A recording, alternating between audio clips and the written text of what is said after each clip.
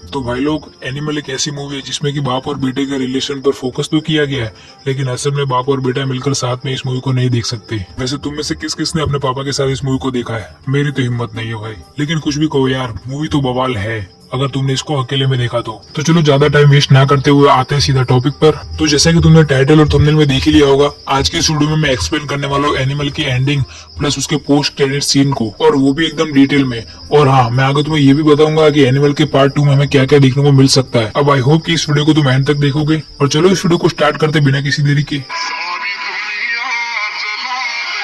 अब मूवी की एंडिंग को एक्सप्लेन करने से पहले मैं तुम्हें थोड़ा मूवी के बारे में बता देता हूँ, जिससे कि तुम्हें एंडिंग समझने में ज्यादा दिक्कत ना हो। एनिमल, ये पूरी मूवी घूमती है रणवीर कपूर के कैरेक्टर के इर्द गिर्द, जिसका की मूवी में नाम है रणविजय, जिसको कि बचपन से उसके पापा की तरफ से वो अफेक्शन, वो प्यार नहीं मिला जो कि वो चाहता था, क्योंकि उसके पापा बलबीर सिंह, इनको इंडिया का सबसे बड़ा बिजनेसमैन बताया गया मूवी में। अब इतने बड़े बिजनेसमैन है तो बिजी तो रहेंगे ऑब्वियसली। अब इतना बिजी रहने की वजह से वो रणविजय और अपनी फैमिली को ज्यादा टाइम नहीं दे पाते थे, इसलिए अपनी फैमिली की रक्षा करने का जिम्मा इसने अपने सर ले लिया बचपन से। इसकी बहन को छेड़ा तो गन लेके चला गया भाई कॉलेज में, और वो भी अपने स्कूल टाइम में। बताओ, अब इस हरकत के बाद इसके पापा बलबीर सिंह ने इसे कूटा, लेकिन इतना पिटने के बाद भी ये भाई सुधरे नहीं। अब आगे चलकर इन भाई साहब ने अपने जीजा के साथ भी झगड़ा कर लिया, और इसके जीजा थे इसके पापा के बहुत करीब, तो उसने बोला अपने ससुर को कि ज्यादा कर रहा है ये। तो फिर उसके पापा के कहने से उसने माफी भी मांग ली, और फिर आगे चलकर लड़की को लेके आ गया डायरेक्ट, गीतांजलि को।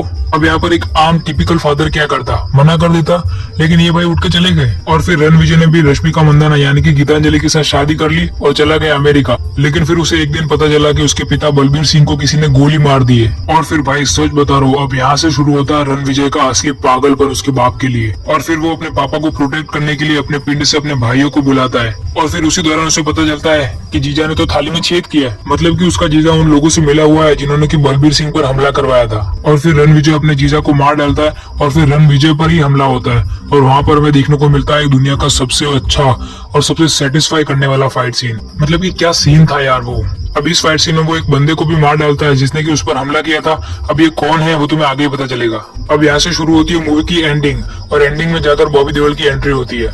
काफी कम रोल है यार उनका, पर जितना भी है धमाकेदार है भाई। अब यहाँ पर डायरेक्टर साहब ने काफी स्मार्टली एक ट्विस्ट डाला है। अब हमें यहाँ पर ये पता चलता है कि बॉबी देओल का जो कैरेक्टर है, जिसका की मूवी में नाम अबरार है, वो रणविजय का कजन ब्रदर है। अब इसके पीछे कहानी कुछ ऐसी है कि जब रणविजय के दादा ने ये पूरा बिजनेस स्टार्ट किया था, तब इनके साथ इनका भाई भी काम करता था, लेकिन भाई इनका चमड़ी था, इसलिए उन्होंने उसको बिजनेस से बाहर निकाल दिया। और फिर जब उन्होंने अपना बिजनेस बलबीर सिंह के हाथों में सौंपा, तब बलबीर सिंह के चाचा, जिनको की बिजनेस से बाहर निकाल दिया था, उन्हीं का बेटा आगे यहाँ पर बिजनेस में हिस्सा मांगने लगा। तो बलबीर सिंह ने भी कह दिया कि चल निकल इधर से। एज अ भाई मदद मांगता तो कर भी देता। और इस भाई ने बलबीर सिंह की बात को इतना ज्यादा सीरियसली ले लिया कि सीधा इस्तांबुल चला गया, वहाँ पर धर्म परिवर्तन किया और वहाँ पर बहुत सारी शादियां की, और जैसे कि उसको बहुत सारे बच्चे भी हुए, जिसमें से कि एक है बॉबी देओल का कैरेक्टर अब्राम। और पिछले वाले फाइट सीन में रणविजय ने जिस आदमी को मार डाला था, वो अब्रार का ही भाई था। एक तो चाचा ने उसके बाप की मदद नहीं की और बेइज्जती करके निकाल दिया बाहर, और ऊपर से उसके बेटे ने उसके भाई को ही मार डाला। एक तो पहले से उसका प्लान उसके चाचा बलबीर सिंह को मारने का पहले से ही था, लेकिन अब उसके भाई की मौत ने उसको और ज्यादा गुस्सा दिला दिया था। लेकिन इसने खेला माइंड गेम। जब उस वाले फाइट सीन के बाद रणविजय घायल हो गया था, तब उसे एक हार्ट की जरूरत थी।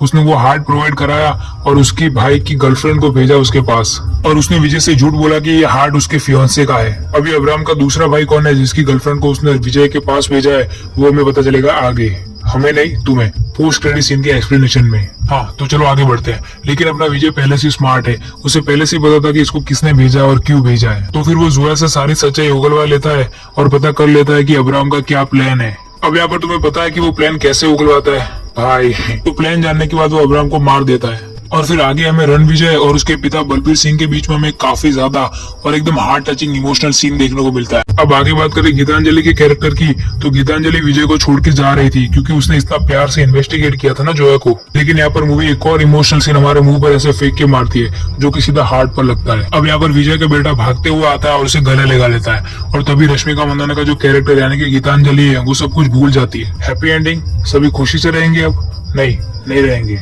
अब यहाँ पर आता है मेरा पर्सनल अब तक का सबसे फेवरेट पोस्ट क्रेडिट सीन, जिसमें कि हमें दिखाया जाता है कि अब्राम का एक और भाई है अजीज, जो कि एक प्रोफेशनल बूचर है और वो रहता है इस्तांबुल में। और मैंने तुम्हें जो पीछे अब्रार के दूसरे भाई के बारे में बताया था वो यही है, और हमें जो जोया का कैरेक्टर दिखाया गया था वो इसी की वाइफ या गर्लफ्रेंड, इन दोनों में से कुछ एक है। और जब जुआ ने विजय को प्लान बताया था तब उसने ये कहा था कि अबरार का एक और भाई है अजीज, जो कि इस्तांबुल में रहता है और उसकी प्लास्टिक सर्जरीज करवा रहे हैं और एक और विजय तैयार कर रहे हैं। और जब विजय उसके साथ बिजी हो तो वो नकली विजय यानी कि अजीज को उसके घर में भेजे ताकि वो बड़ी आसानी से उसके चाचा बलबीर सिंह और उसकी पूरी फैमिली को खत्म कर सके। लेकिन जोया ने तो सारा प्लान बक दिया विजय को। अब अजीज क्या करेगा? अब यहीं से हमारा प्रेडिक्शन शुरू होता है एनिमल पार्क यानी कि एनिमल के पार्ट 2 को लेकर। अब तुम्हें क्या लगता है एनिमल के पार्ट 2 में हमें क्या देखने को मिल सकता है?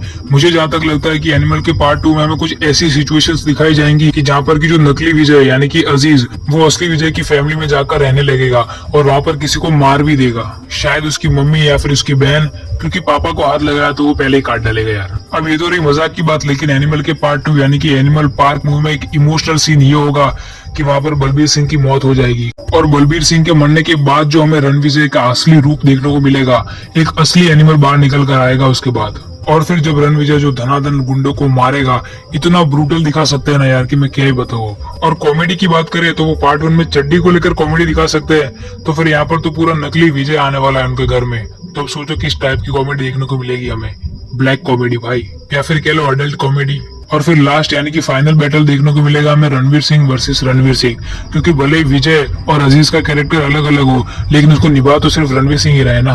अब तो यहाँ पर जस्ट इमेजिन करो कि ऐसा हो गया तो क्या ही यूनिक क्लाइमेक्स बनेगा भाई। अब चलो सपनों की दुनिया से बाहर आ जाते हैं और मैं तुम्हें याद दिला दूं कि ये सिर्फ एक थियरी है, इसलिए इसको ज्यादा सीरियसली लेने की जरूरत नहीं है। संदीप रेड्डी वांगा सर इसको बहुत अच्छे से प्रेजेंट कर सकते हैं, जो कि वो एनिमल के पार्ट 2 को करेंगे भी।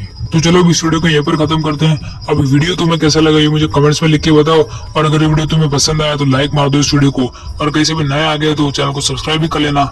मैं मिलूंगा तुमसे किसी और अगले वीडियो में। बाय।